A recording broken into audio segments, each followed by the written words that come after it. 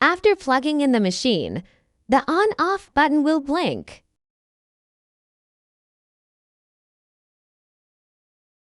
Open the cover, remove the ice basket, and pour water into the tank to the max level.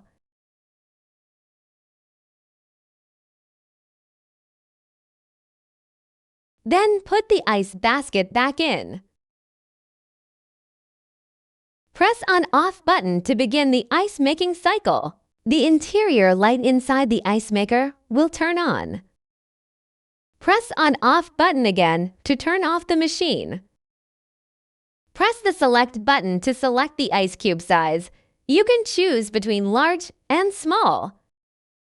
If the room temperature is lower than 60 Fahrenheit, it is recommended to select small ice cubes in order to avoid ice sticking together.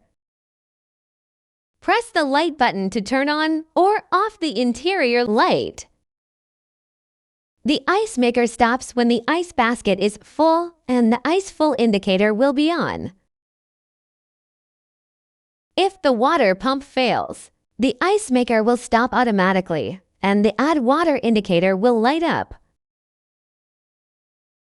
After refilling the tank to the max level, wait at least 3 minutes for the compressor liquid to settle before restarting. Pull out the drain plug located at the bottom of the machine to empty the water inside the inner tank.